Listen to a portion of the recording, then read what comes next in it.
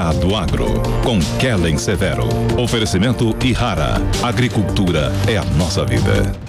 Olá, sejam muito bem-vindos ao Hora H do Agro, um painel onde discutimos e analisamos os temas que mais importam para o agronegócio brasileiro.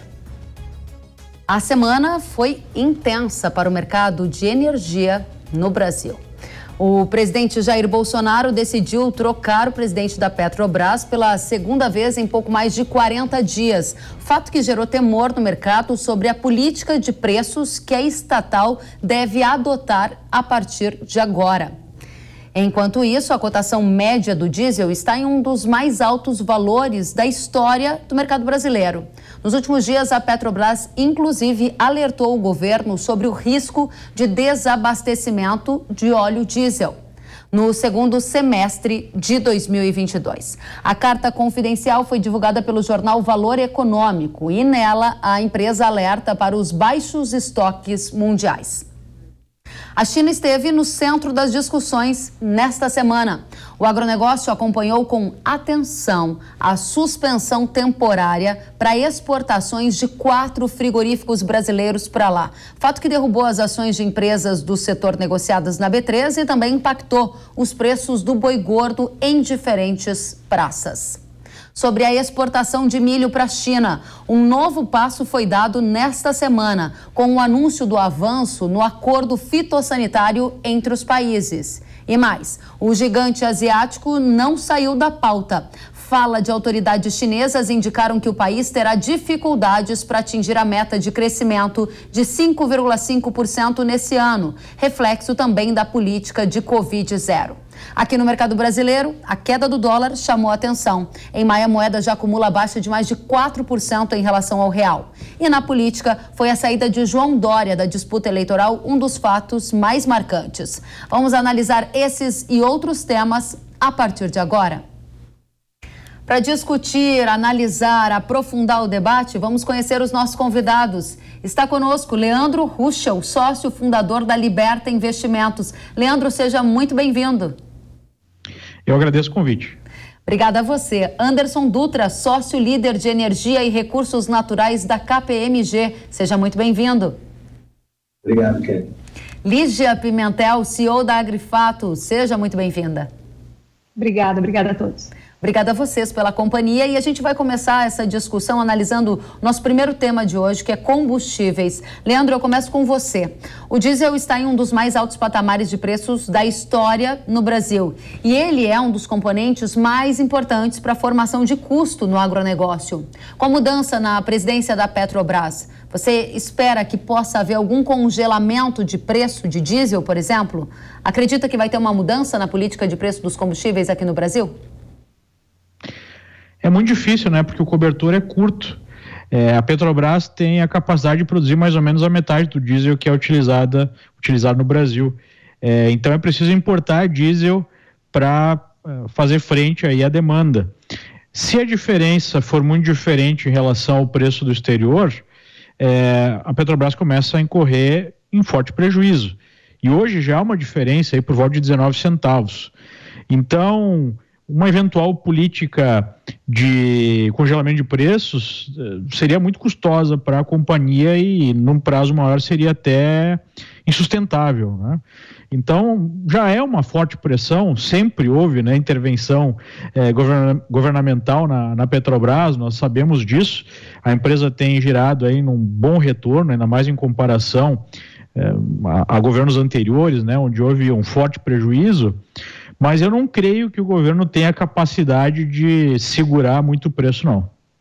Isso significa, então, que, na sua avaliação, os preços dos combustíveis que estão em alta podem continuar sendo uma pressão para a economia, para o agro como um todo. Você não vê um revés nessa situação por enquanto? Esse é um problema global, né? A gente já veio há muito tempo com um desbalanceamento no mercado por conta da volta à atividade econômica após a pandemia, após os lockdowns, e principalmente uma mudança de política governamental aqui nos Estados Unidos com um desincentivo à produção de petróleo. E aí, em cima disso, a gente teve o conflito Ucrânia-Rússia que segue, né? e dificilmente aí a gente pode colocar uma luz no fim do túnel nesse conflito, então a gente não deve ter uma melhora. É óbvio que vai haver uma forte pressão política para segurar esses preços. Eu acho que essa pressão pode fazer com que os combustíveis não subam num ritmo caso, né, o mercado ditasse de fato os preços, mas eu não consigo enxergar aí uma mudança nessa pressão compradora no curto e médio prazo. Eu creio que tudo indica a manutenção de muita pressão compradora nos combustíveis e também no diesel. Muito bem. E última questão para a gente finalizar a primeira contribuição que você traz para a gente. Como você avalia essas sequências de troca no comando da Petrobras? É algo que sinaliza o que na sua avaliação? Eu creio que é negativo para o mercado, visto que uma companhia do tamanho da Petrobras, você precisa ter uma continuidade, né, de um projeto. Um CEO traz uma visão, um CEO traz uma forma de gerir, e mudanças num curto espaço de tempo geram aí a percepção de que a direção, né, o rumo da companhia está sendo mudado rapidamente, e obviamente que isso não é muito bom. Mesmo assim, nós não vemos grande sofrimento, né, nas ações. O papel está pesando um pouquinho hoje, mas o fato é que essa situação de preços de combustíveis em alta e não haver aí uma sinalização de forte intervenção ou forte subsídio gera expectativa de manutenção de margens elevadas para a companhia, né? Mesmo com alguma pressão por manutenção dos preços. Então, apesar de ser uma sinalização negativa, eu não vejo isso impactando assim fortemente os preços das ações da Petrobras no curto e médio prazo também. Muito obrigada, Leandro. E a gente avança nessa discussão para ouvir agora o Anderson. Anderson, nos últimos dias a Petrobras alertou o governo sobre risco de desabastecimento de óleo diesel no segundo semestre de 2022.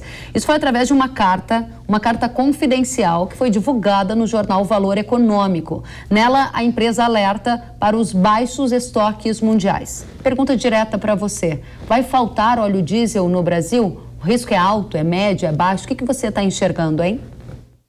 Eu não quero nem refrasear o Leandro foi muito bem. Achei o comentário muito preciso em relação ao combustível, né, ao preço. Eu não acredito também no risco alto de desabastecimento, né? O risco ele sempre existe, mas eu acredito que é um risco muito remoto.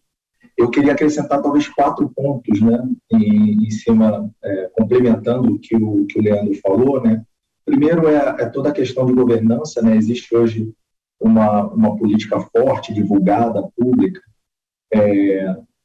que trata sobre toda essa questão da política de preço. Então, eu não creio, né, que uma política de preço estruturada, alinhada com o mercado global, seria tão fácil de ser alterada, né, dentro da estrutura de governança que existe hoje.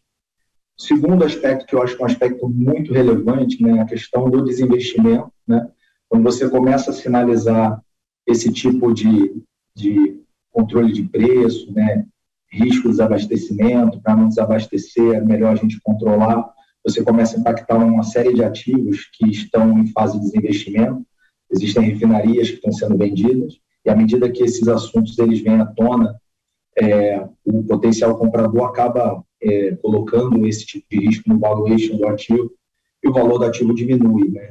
E aí a expectativa da companhia pode não ser atingida e o ativo não ser vendido. Então, isso é ruim para o país, né? E é ruim para todo o mercado do refino.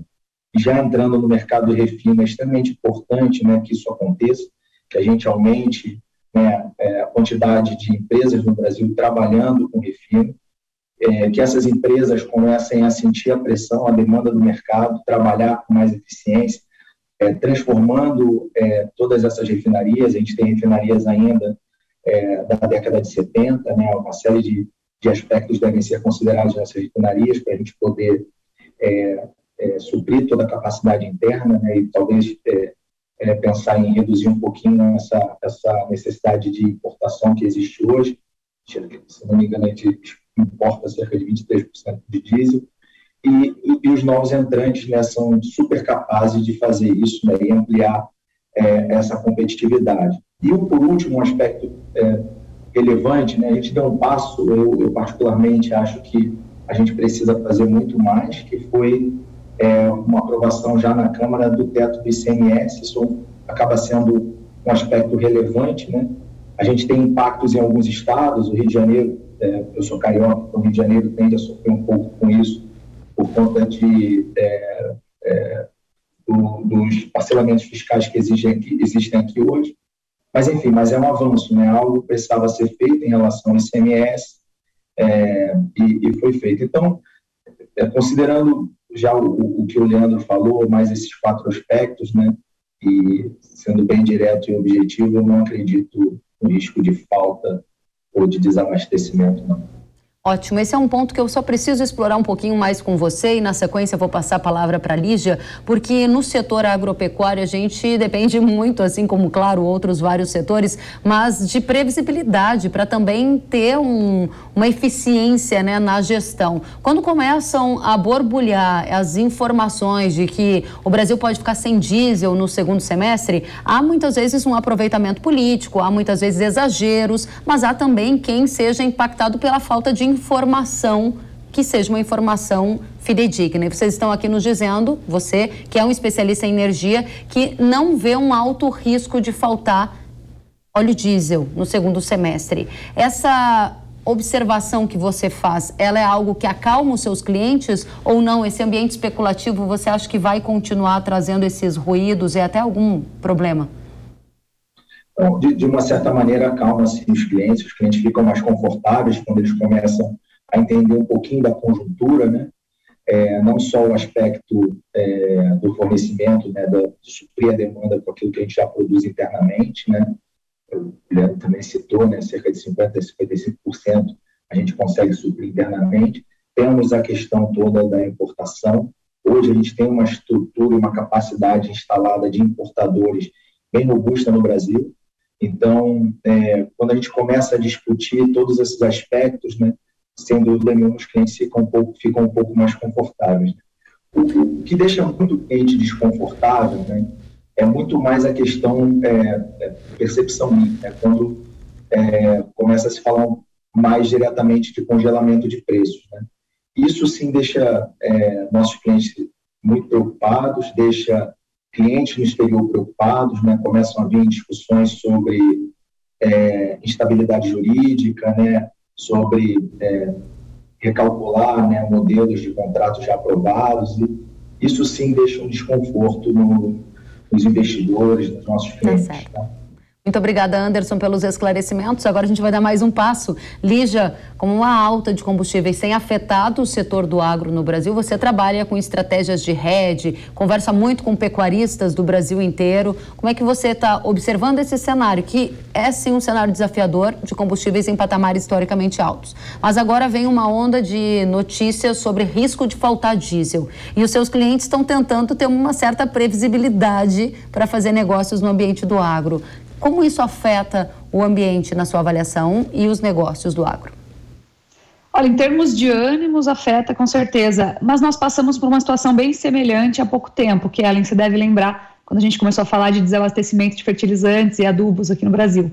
Então, o pessoal acho que está acostumando um pouquinho com essa volatilidade mais alta e esses ânimos mais exaltados. De toda forma, gera uma preocupação. De fato, sobre o que tem acontecido, né, a gente consegue sentir o impacto da alta dos combustíveis já sobre o agronegócio. E poderíamos dizer aqui que há até ferramentas, né, derivativos que poderiam proteger o produtor, mas o fato é que é uma pequeníssima parcela, né, uma parcela muito pequena dos produtores e da população, dos empresários, conseguem fazer uso desses mecanismos. E aí o que acontece, né? Tudo que envolve a produção, não só diretamente os combustíveis, mas combustíveis eles impactam tudo que é transportado praticamente no Brasil. Então, se você precisa de uma cerca, repor uma cerca na sua propriedade, por mais que você tenha protegido aí, conseguido de alguma forma bem... É difícil, né? Se proteger contra a alta do combustível, você vai ver esse combustível impactar os custos marginais dessa atividade. E isso tem pesado bastante no bolso do produtor, tá? Ele tem sentido bastante os impactos dos custos produtivos. Então, fazer margem no setor agropecuário está bastante desafiador. A gente pode colocar aqui cenários diversos e diferentes, variados, para cada commodity tem uma realidade, né? Se a gente pegar, por exemplo, a pecuária, que é onde a gente atua um pouquinho mais intensamente aqui, a gente pode dizer que a pecuária está com outros problemas também que fizeram o preço do boi cair, isso ajusta ainda mais as margens. Mas assim como para a população, né, vamos falar assim, o grande varejo tem sido difícil, está todo mundo começando a sentir a pressão inflacionária bater de maneira muito forte, os combustíveis eles impactam diretamente as margens do setor agropecuário, e isso tem sido muito sentido. A gente fala muito do preço em alta das commodities, né, do que tem acontecido aí, a explosão, parece que está todo mundo nadando em dinheiro, mas na verdade, né, para falar bem para o pessoal aí que nos assiste, que não domina talvez tão de perto assim o setor, o interessante que a gente observa é que os custos produtivos estão esmagando as margens de uma maneira um pouco generalista e mais voltada aqui para a pecuária, isso a gente observa de uma maneira bem clara, tá bom? Então tem impactado bastante. Excelente ponto que você traz, né? Esse esmagamento das margens, mesmo em um momento de boom das commodities, você analisa ainda mais especialmente a pecuária. Agora, um outro ponto que você fez referência, Lígia, sobre todo aquele caos que foi criado em relação a risco de desabastecimento de insumos. Isso não quer dizer que o risco para a safra de verão esteja em zero, mas a gente percebeu também que houve um estardalhaço, né? Talvez um pouco acima do tom. Você acredita que o mesmo está acontecendo para o diesel agora em relação às informações sobre faltar óleo diesel ou não, eventualmente em algum posto sem bandeira no interior do Brasil ou em alguma outra situação, essa escassez pode se confirmar, mas não é de forma generalizada? Precisa ponderar bem as informações. Hoje em dia a gente tem uma histeria muito grande acerca de tudo que é notícia, então a gente tem que ponderar bastante. Estamos analisando aí o que vai acontecer para o segundo semestre, acho que daqui até lá ainda tem um tempo para correr, e a gente entende, né, que o risco ele está moderado, né, pode ser alguma coisa pontual. Na minha visão, há um pouco de estardalhaço, sim, um pouquinho de histeria, a gente precisa tomar cuidado com isso. Estamos em ano eleitoral, ânimos muito acirrados, tá bom? Mas eu acho que o impacto ele está mais no preço, no custo, na volatilidade, no risco que isso implica para as margens das operações. Muito bem. Muito obrigada, Lígia. Muito obrigada a vocês pela primeira rodada. Eu volto já já. A gente vai iniciar agora a segunda discussão do painel de hoje. O nosso segundo tema, que também marcou a semana. A gente vai falar de China. É isso mesmo. A suspensão da exportação de frigoríficos, o avanço para a exportação de milho, ou seja, mais um passo dado na direção do Brasil exportar milho para a China e também o risco de menor crescimento do gigante asiático. Esses foram alguns dos temas que marcaram a semana e a gente vai já aprofundar essa análise para entender que tipo de impacto isso traz para o setor do agro. Leandro, eu começo com você a segunda rodada. As autoridades da China indicaram que o país vai ter dificuldade para atingir a meta de crescimento de 5,5% neste ano, né? O primeiro-ministro chinês Li Keqiang admitiu que a segunda maior economia do planeta está enfrentando, sim, algumas dificuldades e o quadro é mais desafiador. Qual o efeito disso para a economia do Brasil, para a economia do mundo? Lembrando que a China é o principal parceiro comercial do agro brasileiro, né? Bom, a China tem sido um dos motores de crescimento do planeta nos últimos vários anos e uma das turbinas aí, né, desse avião, digamos assim, se a gente fosse fazer essa analogia, é o mercado imobiliário. E o mercado imobiliário chinês está passando por graves dificuldades. Nós tivemos incorporadoras quebrando, o governo intervindo, diminuição da taxa de juros do mercado imobiliário na semana passada, né? Do outro lado, o que a gente tem na China? O consumo interno que tem crescido muito, né? Inclusive tem sido uma das grandes apostas aí do Xi Jinping. E esse consumo interno também está diminuindo o ritmo por uma série de motivos. Um dos motivos é o estouro da bolha imobiliária, né? Porque há a percepção de menor riqueza por parte dos chineses que usam o mercado imobiliário como reserva de valor. E isso acaba gerando um efeito autoalimentado. Em paralelo, a gente tem o Xi Jinping adotando, desde que ele chegou ao poder, uma postura mais anti-mercado que ficou mais exacerbada, especialmente nos últimos 2 anos, ao ponto de você ter aí a sinalização de intervenção direta em setores como o ensino à distância, a sinalização até de deslistagem de ações que são listadas aqui na Bolsa de Nova York, o que gerou um impacto muito negativo no mercado e uma desconfiança no mercado. Então, A China chegou num ponto de desenvolvimento econômico que ela deveria fazer uma abertura tanto política quanto econômica maior para continuar esse tipo de crescimento. E o que a gente está vendo é o contrário. O que a gente está vendo é uma concentração maior de poder nas mãos do Xi Jinping, inclusive mudando uma política, né, já de maior tempo, de alternância de poder. E nós temos também aí esse tipo de intervenção no mercado, com a sinalização, inclusive em certos discursos do Xi Jinping, que seria um momento de voltar, né, a uma postura mais socialista. Em cima disso, a gente tem uma dificuldade de avaliar a China, porque como o governo controla, né, os dados, é difícil saber exatamente o que está acontecendo. Por exemplo, eu acho muito estranha essa política de Covid-0 nessa altura do campeonato, né, com o vírus tendo um nível de letalidade muito menor, o resto do mundo já abrindo, e a China insistindo nessa política. Será que tem alguma coisa por trás, né? Num tipo de governo como o chinês, a gente sempre fica com alguma dúvida. Isso gera bastante incerteza em relação ao futuro aí da economia chinesa. O que é certo, que parece ser óbvio, e até mesmo as autoridades chinesas estão já falando de forma mais aberta, é que há uma diminuição de ritmo, né? Claro que se essa diminuição de ritmo for tênue, não existir uma crise mais aguda, eu acho que nós não devemos ter grandes impactos no Brasil e no mundo. Até porque, né, se nós formos falar de commodities agrícolas, é mais difícil, mesmo numa situação de crise, você diminuir as compras dessas commodities, porque você pode, por exemplo, no caso do minério de ferro, diminuir o ritmo de construção, né? Mas você não pode parar de comer, né? Isso é mais complicado. Então, eu acho que se for algo assim tênue, essa diminuição do ritmo chinês, não terá grandes impactos. O grande risco, de fato, é você ter alguma crise mais aguda, e isso poder gerar até mesmo uma crise política, né? Porque nós sabemos que mesmo a China sendo uma ditadura, quando as pessoas dão um passo para trás em termos econômicos, isso gera uma grande pressão da população. Foi exatamente o que aconteceu e gerou o impeachment da Dilma no Brasil, por exemplo, né? Então, eu vejo o maior risco se nós tivermos alguma crise mais aguda econômica na China, que pode produzir, inclusive, uma crise política. Mas, no momento, não está parecendo que esse é o caso, fica sempre esse risco no radar, até porque a gente tem a China crescendo de forma muito acelerada, praticamente nas últimas 2 décadas, né? Diminuiu na última década o ritmo, é verdade, e eu acho que a economia chinesa está devendo alguma crise, né, mais forte. Crise, por exemplo, que nós tivemos no Ocidente, no final da década passada, não teve no mesmo ritmo, no mesmo nível na China, né?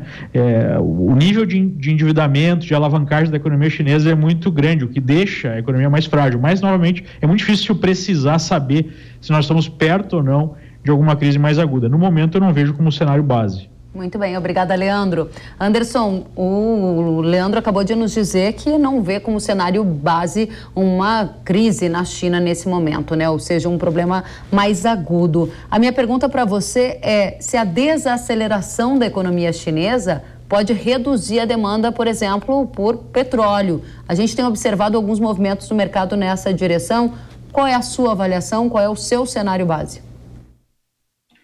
No primeiro momento, né, a desaceleração da China, né, lembrando que a gente está num período de guerra ainda, né, que mexe muito com o preço do barril do petróleo, então ela traz o impacto do barril, mas ela não traz um efeito muito grande para as indústrias, né, porque o preço do barril está num patamar muito superior ao que se esperava, né. A gente vinha trabalhando com o preço do barril oscilando no médio e longo prazo entre 70 e 80, e a gente já atingiu aí, né, o recorde de preço do barril, quase chegando lá, ou passando dos 140. Né? Então, você acaba tendo um primeiro momento de equilíbrio, né, na balança, né, do setor, né, porque a China desacelera, você tem um impacto, mas, por outro lado, você tem um momento de guerra, o preço do barril tende a cair um pouquinho, mas ainda num patamar muito bom e mantendo grandes projetos. Eu acho que aqui tem um negócio interessante, né? Eu talvez voltar, né, e aproveitar não só esse comentário todo que o Leandro colocou da China, mas o que a Lígia também colocou e deu um exemplo excelente do fertilizante, que a cada crise, né, a gente acaba tendo uma visão um pouco mais crítica e ver a quantidade de oportunidade que nós no Brasil perdemos, né, de nos diferenciar, né? e de tomar a rédea e liderar talvez até a região, né? Eu lembro que tive muitas discussões já na indústria do petróleo, né? Quando a gente estava num momento pungente, né? De falar, a gente precisa criar um hub regional e abastecer a região, abastecer outros países, né? Criar diferenciação, né? A gente tem tecnologias aqui no Brasil fantásticas, né? Pioneiras no mundo, né? Isso vem, sei lá, do etanol na operação no pré-sal, e eu acho que a gente tira pouca vantagem disso. A gente acaba retroagindo em discussões, né? Que, sabe, deveríamos virar a página e olhar para frente e ver, pô, olha que cenário de oportunidade que a gente tem aí. Sofremos com o preço do barril, olha que a gente acabou de falar, as margens estão impactando massivamente a inflação. E o que a gente está efetivamente fazendo em termos de conjuntura, em termos de infraestrutura? Nada. Então, a todo momento que a gente tiver uma crise, né, como o Leandro colocou, se a China não mudar a direção, a todo momento a gente vai ficar sofrendo, sabe, andando em quebra-molas. Então, eu acho que vale a pena repensar de forma mais conjuntural, né, o que devemos fazer, porque sempre surgem oportunidades para o Brasil. E é impressionante, né, como o Brasil tem uma aptidão de não agarrar nenhuma delas. Obrigada pelas contribuições, Anderson. De fato, a gente tem muito ainda o que evoluir, né? Vamos aproveitar as oportunidades, agora também tem que saber lidar com os desafios, né, Lígia? Pergunto para você ainda sobre China, por que a China suspendeu as compras de carne bovina de 4 frigoríficos brasileiros nesta semana, hein? E que tipo de efeito isso gerou para empresas listadas na Bolsa, para o mercado de carnes no Brasil? Isso impactou, né? Impactou as que foram principalmente afetadas, aí eles tiveram suas unidades, né, afetadas, isso ficou claro na precificação aí dos papéis. Então, quando a gente olha a Minerva Foods, por exemplo, foi menos impactada. Olha o que aconteceu com o preço no mês, né? Mas quando a gente olha a JBS e Marfrig, que tiveram plantas, né, um número maior de plantas aí impactadas, a gente vê que teve um efeito negativo.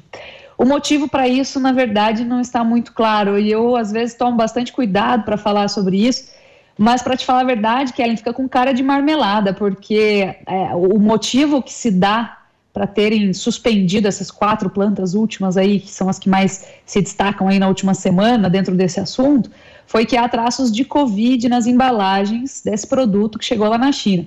Então você imagina, né? Em primeiro lugar, a gente tem estudos aí que dizem que o Covid não sobrevive por mais 72 horas em superfícies, né? Sem infectar aí um organismo. A gente demora praticamente, vamos colocar numa média geral aí, 1 mês. Agora o tempo de frete, o período, o prazo aí marítimo, né, da exposição do produto em mar, para a gente conseguir chegar lá, o trânsito marítimo, ele aumentou, em decorrência, inclusive, do Covid. Acho que não vou nem entrar nesse assunto. Mas o que acontece é que tem muito tempo, a gente tem mais de 1 mês aí dessa carga no mar para chegar lá com o risco de infectar alguém. Então, a gente coloca assim, em xeque, né, em questão, fala, por que utilizar essa desculpa, né, ou esse motivo para suspender plantas? Porque, vamos falar a verdade, até sair do frigorífico, passar esse tempo todo no mar, chegar lá, desembarcar e falar que a culpa é da unidade frigorífica aqui no Brasil, fica meio estranho, né? Então esse foi o motivo, tá? O impacto, como falei, foi negativo para as indústrias, né? Para as unidades especificamente. Na região ali, o impacto foi mais agudo também. Então, por exemplo, o pecuarista que vende um boi qualificado ali dentro do padrão que se deve atender o acordo comercial entre Brasil e China, ele tem uma especificidade. Por essa especificidade, esse animal abatido, ele recebe um prêmio. Então, esse prêmio, em primeiro lugar, ele deixa de existir, tá certo? Às vezes, há deslocamento dessa oferta, desse animal que seria abatido naquela unidade para uma outra unidade, e se gerou uma pressão negativa, tanto regionalmente como em nível nacional, para os preços do boi gordo. Não vou falar que esse foi o único motivo de boi gordo ter caído, a gente está em pleno período de safra também, isso também é um motivo, mas que se junta, né, se une aí a essas suspensões, e a gente fica com cara de tacho aqui, parecendo que é marmelada, né? Eu tomo até cuidado para falar sobre isso, mas hoje eu resolvi falar. Então, esse é um motivo, parece supérfluo aí, ou não determinante para se suspender uma unidade frigorífica que está exercendo aí e atendendo a todas as demais regras. Pois é, muito delicado, e os impactos a gente começa a verificar cada vez de uma maneira diferente ou até mais aguda, eles existem e estão aí comprovados nos seus dados. Lígia, ainda sobre China, e aí é um outro efeito que atinge o setor do agro, nessa semana um novo passo foi dado na direção de autorizar a exportação de milho brasileiro para a China. Houve avanços no acordo fitossanitário e a minha pergunta para você é como você analisa essa possibilidade. Quando a China passou a comprar soja do Brasil, houve uma mudança de patamar no preço da soja. Se a China passar a comprar milho do Brasil, o que vai acontecer e que efeito isso tem para a ração, por exemplo?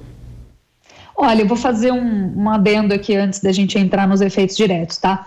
Por antecipação, esse acordo ele já pressiona as cotações de maneira positiva, né? A gente sabe que o mercado fica especulado, fica nervoso com a possibilidade desse gigante, né, entrar competindo pelo milho brasileiro. A gente tem um grande consumo doméstico, então isso teria um impacto. Nós sentimos algo parecido na carne, né? Então a gente sabe, como você falou, nós sentimos algo parecido na soja, então entraria aí um grande player para competir por esse milho também, né? Aprendemos que quando a China vem, o risco de preços aumenta, tá? Quando a China sai também.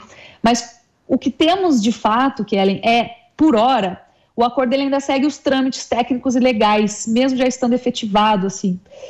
Além disso, apesar de existir um potencial de a China acrescentar até uns 4 milhões de toneladas às exportações de milho brasileiras, a gente tem que considerar que a conjuntura de preços para dar viabilidade a essas compras, ela vai ser diferente no momento em que isso de fato acontecer. Então você tem que prever ou tentar antecipar ou entender como estará de fato a conjuntura de mercado no momento em que essas compras estiverem fluindo, tá? Então, nesse contexto, é legal a gente lembrar que a China é o segundo produtor de milho, né? Tem uma projeção aí para agora 2022 de 270 milhões de toneladas, segundo o USDA, né? Departamento Norte-Americano de Agricultura.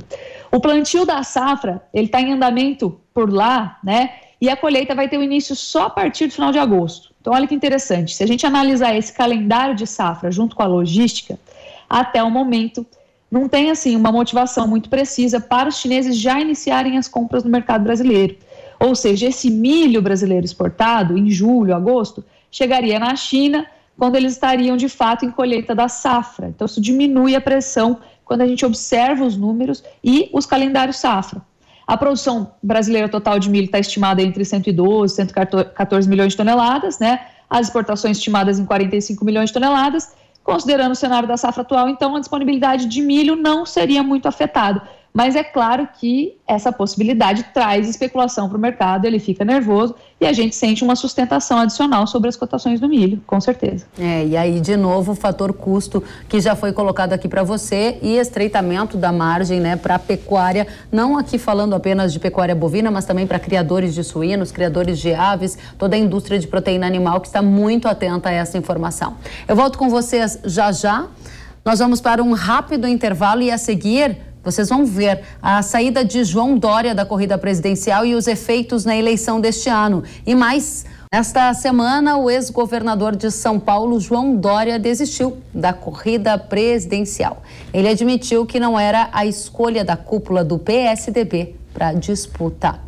A senadora Simone Tebet anunciou a pré-candidatura pelo MDB e tenta agora se consolidar como uma opção para a chamada terceira via. Vamos aos nossos convidados discutir eleição, essa dança das cadeiras, tudo que está acontecendo que impacta o agro, impacta todos nós. Leandro, eu começo com você. Como, na sua avaliação, a desistência de João Dória, a tentativa de capitalizar um nome de Simone Tebet para a terceira via afetam a disputa eleitoral? De fato, a polarização vai se dar entre Bolsonaro e Lula ou há algum respiro para a terceira via, hein? Eu creio que não há muito espaço para a terceira via. O próprio Dória, né, tinha 3% no máximo, de 1 a 3% nas pesquisas. Não faz tanta diferença. A Simone Tebet, não vejo, né, uma candidatura que traga eleitorado. Eu creio que a disputa ficará entre Lula e Bolsonaro. Eu vi algumas pessoas comentando, né, sobre a possibilidade da saída do Dória, aumentar a chance de resolução da eleição no primeiro turno. Eu não creio que esse seja o caso. Eu acho que é muito difícil que essa eleição se resolva no primeiro turno. Temos que lembrar que nem na época onde o Lula estava no máximo, né, da sua popularidade, ele conseguiu vencer no primeiro turno. essa eleição será muito mais disputada do que algumas pessoas estão imaginando, traçando, seja de um lado, seja de outro. E eu creio que ainda não entrou no radar do mercado, né? Eu creio que tem tudo aí para ficar bastante tenso, né? Se por um lado tem uma série de fatores que beneficiam o câmbio brasileiro, o real, né? Por conta aí de commodities em alta, por conta de um juro bem mais alto, diferencial de juro que faz diferença, por conta de um crescimento maior do que esperado, por conta de uma melhora nas contas públicas, por um motivo ruim, né? Que é a inflação, mas de fato as contas públicas estão numa situação melhor. Isso tem beneficiado o câmbio, mas eu creio que as eleições têm tudo para ter bastante ruído. A gente está vendo questões institucionais, né, importantes, que estão sendo discutidas. Eu não creio que essa eleição vai ser simples, mas eu não vejo uma grande mudança aí no cenário por conta da saída do Dória. Muito bem. E qual é o cenário base que vocês na Liberta estão enxergando? Eu sei que a gente já está há alguns meses ainda de distância, que muita coisa pode acontecer, mas diante dos instrumentos que a gente tem hoje, seja o que você acompanha no noticiário, sejam as pesquisas eleitorais, qual é o cenário mais provável de desfecho que você enxerga a partir do que tem de informação nesse momento, considerando uma disputa polarizada entre Bolsonaro e Lula, quem leva a vantagem?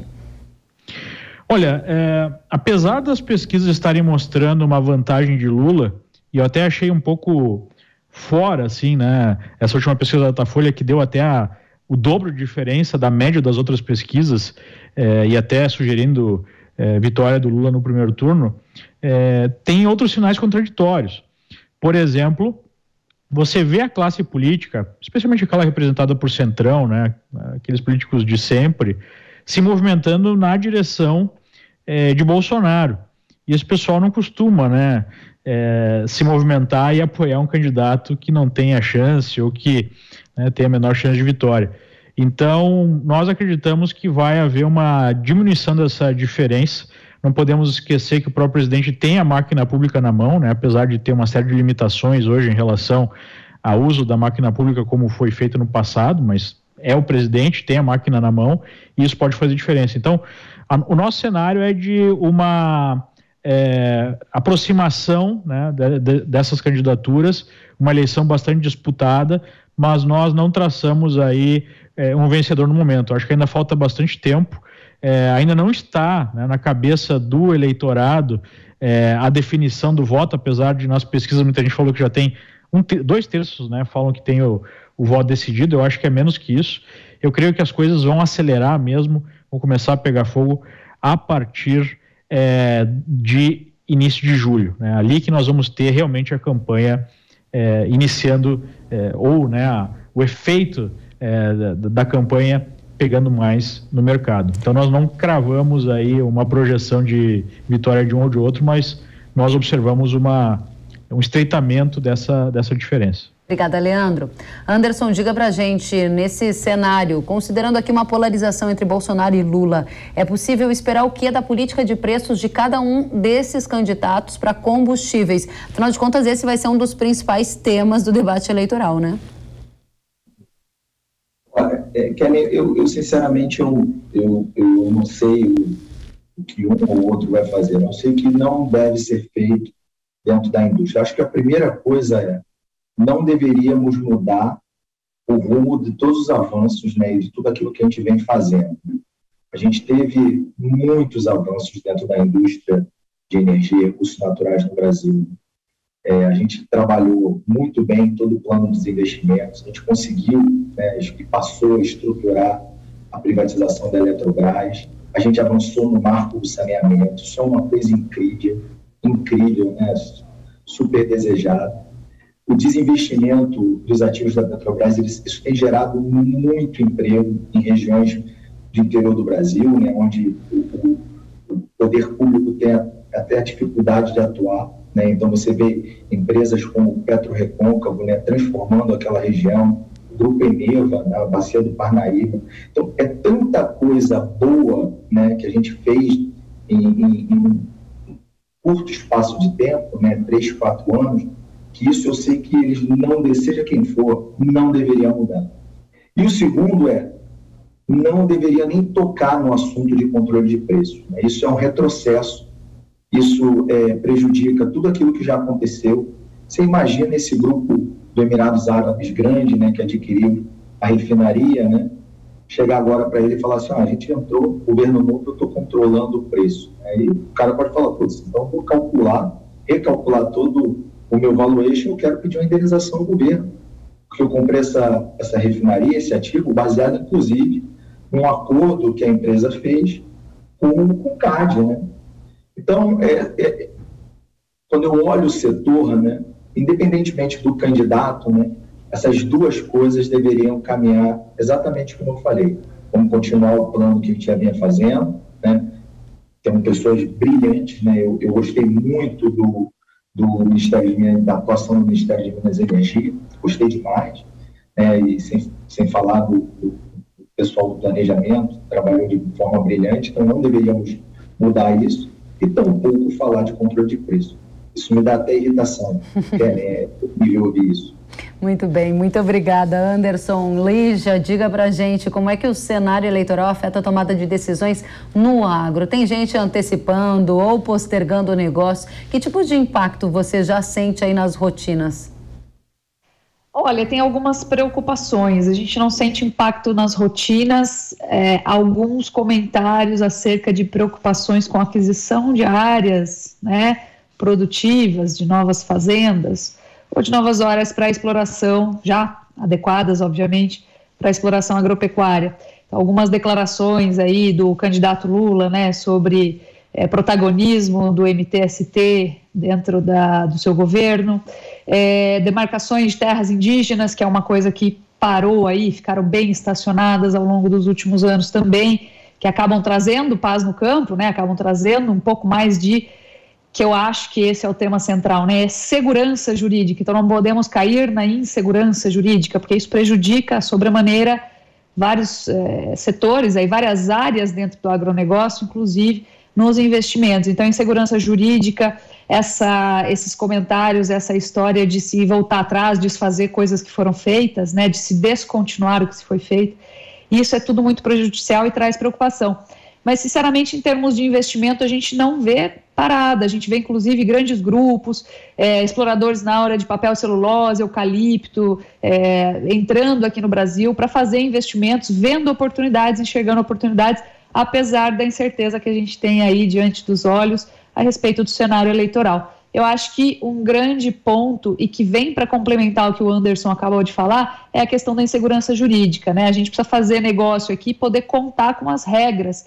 E contar com as regras significa que o governo, por mais boas intenções que ele tem, eu acho que o principal é o que ele faz, né? E o que ele faz o que ele deveria fazer é não cair no apelo populista, eleitoral, para a gente poder ter um horizonte de longo prazo mais otimista aí, de melhor aproveitamento das oportunidades imensas que se abrem diante de um país como o Brasil, tá bom? Então, acho que essa é a principal preocupação, será que essas regras vão se manter? Sim. A gente tem estabilidade para poder produzir dentro do planejado, não ter que mudar nada de sopetão, né? Não ver as margens prejudicadas por mudanças de regras que são alheias ao acordo que foi feito anteriormente. Essa é a maior preocupação do setor, com certeza. Muito bem, muito obrigada pelas colocações de vocês, e a gente vai agora para a nossa última rodada, porque passa rápido quando a conversa é boa, e eu vou então aproveitar para pedir as considerações finais de vocês. Leandro, começo contigo, e se você me permitir, quero pegar um gancho com o que você falou há pouco na última rodada sobre dólar, né?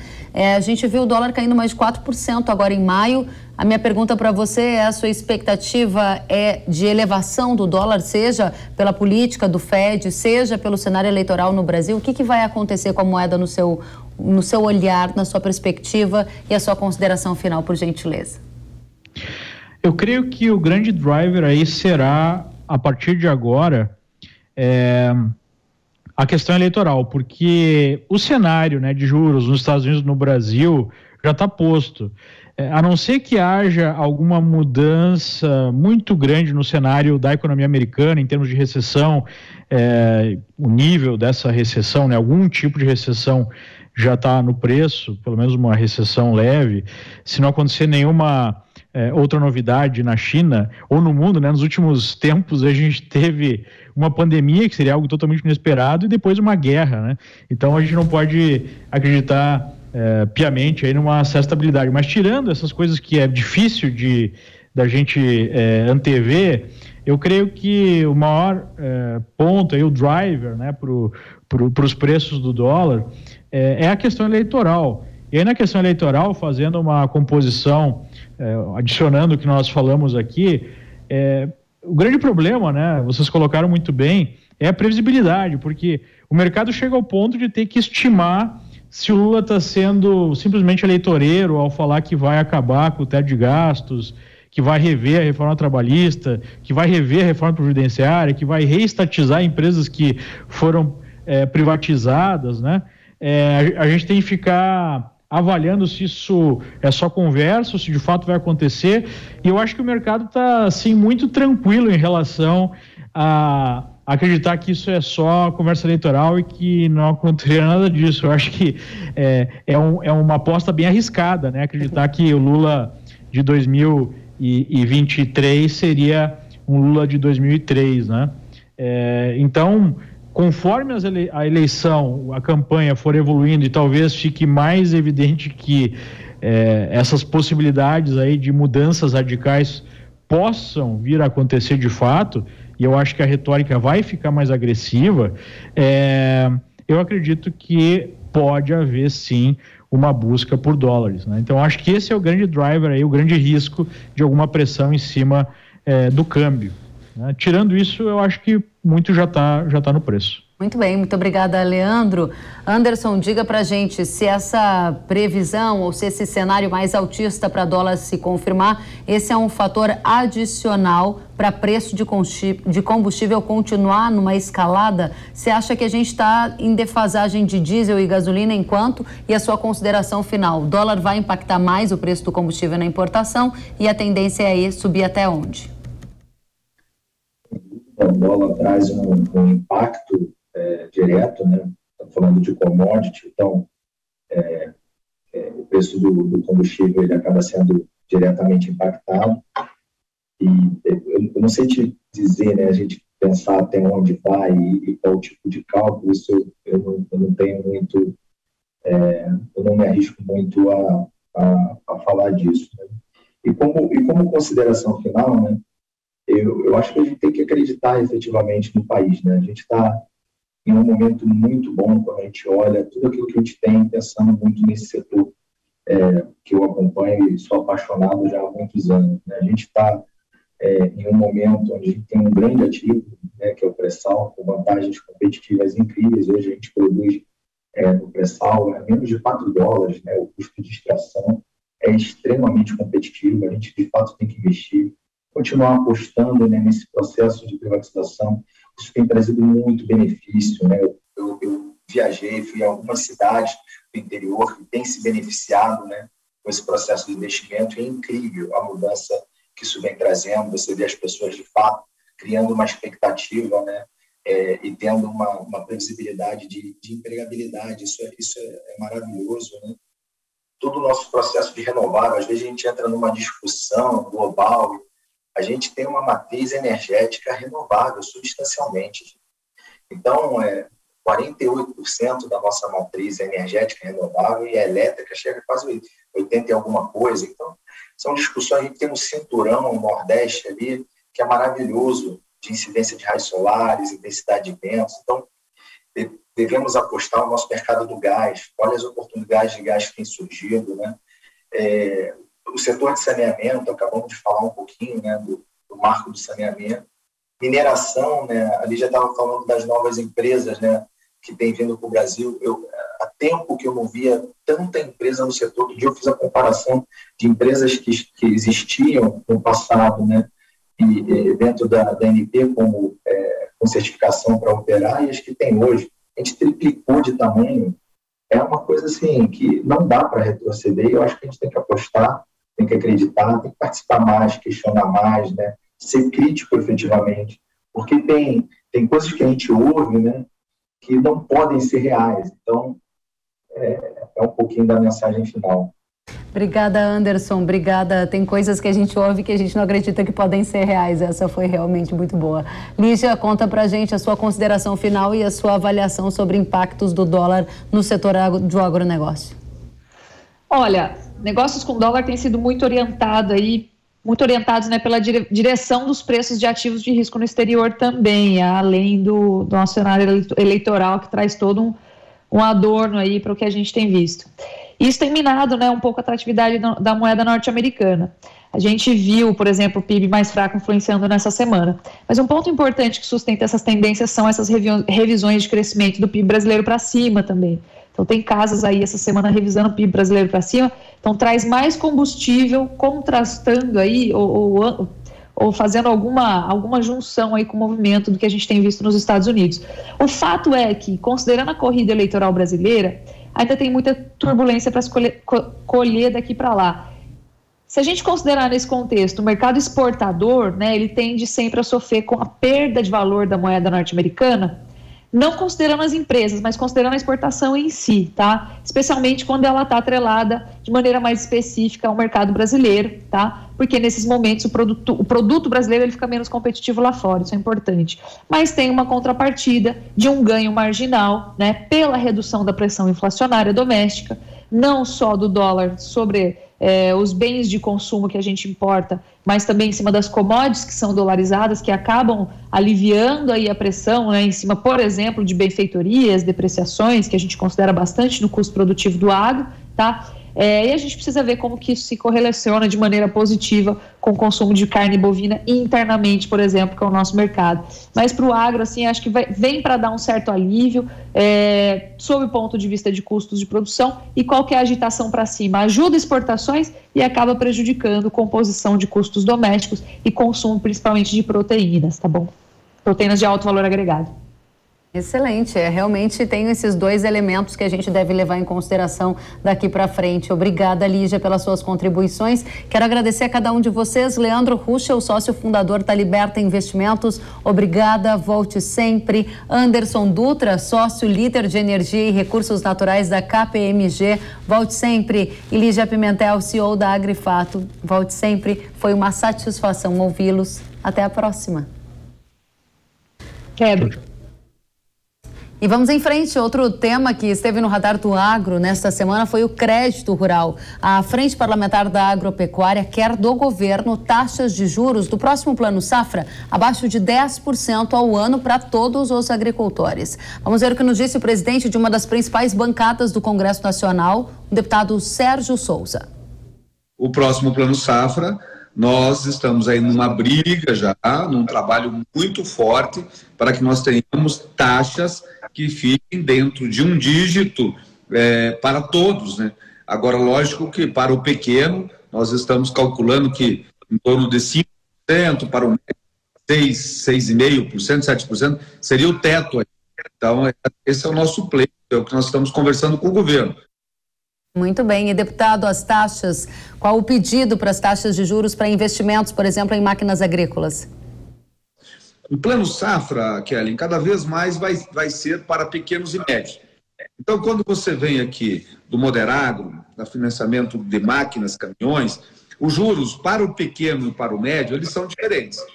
Quando o pequeno ele tem um acesso a um juro mais barato. O Pronafiano, quando ele vai lá comprar um trator, o juro dele chega naquele patamar ali de 5%, que é o que está hoje. Quando vai para o médio produtor, dependendo, os juros começam ali em 6%, dependendo, ele chega a 7,5%, 8,5%, e dependendo do que é o custeio, é um pouco mais barato.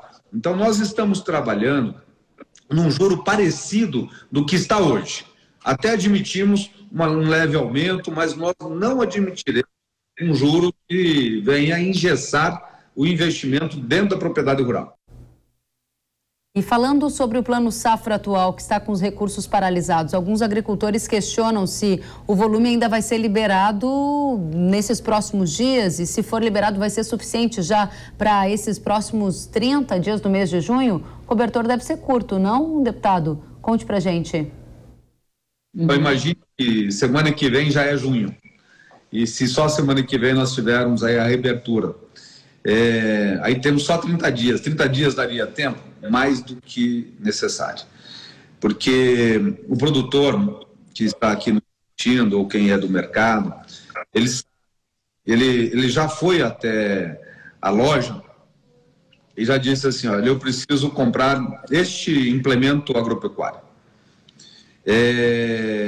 Aí, esse estabelecimento já foi até o agente financeiro e já produziu toda a documentação.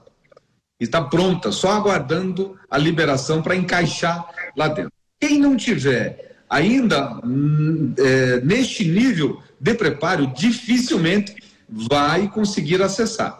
E eu vou dizer assim, com muita clareza, o que está sinalizando é de que os juros do atual Plano Safra serão menores do que o próximo. Então, quem tiver a oportunidade de conseguir se encaixar aqui, corram e façam os seus projetos. Muito obrigada, deputado Sérgio Souza, que é presidente da Frente Parlamentar da Agropecuária, uma das maiores bancadas do Congresso Nacional. Ele que trouxe detalhes para a gente sobre Plano Safra 22-23 e Plano Safra 21-22, ou seja, as demandas sobre crédito rural oficial. E antes da gente encerrar o programa, eu tenho um recado para você. Para você que produz trigo, a gente sabe que manter o ritmo de produção nem sempre é fácil, mas podemos contar com a tecnologia para ajudar. A Yara possui um portfólio completo de soluções para o cultivo do trigo, resultado do investimento em muita pesquisa e inovação, para que você tenha os melhores resultados no campo. Um exemplo de solução revolucionária é a tecnologia Yamato, que vence a batalha contra o azevém e outras daninhas do trigo antes mesmo dela começar. Yamato proporciona a lavoura no limpo por mais tempo, pois é seletivo e apresenta longo residual. Incrível, não é mesmo?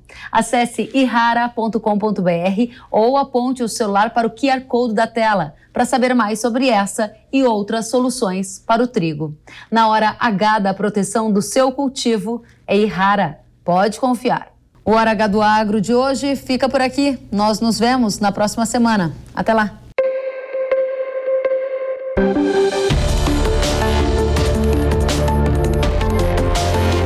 Hora H do Agro, com Kellen Severo. Oferecimento Ihara. Agricultura é a nossa vida. Realização Jovem Pan News.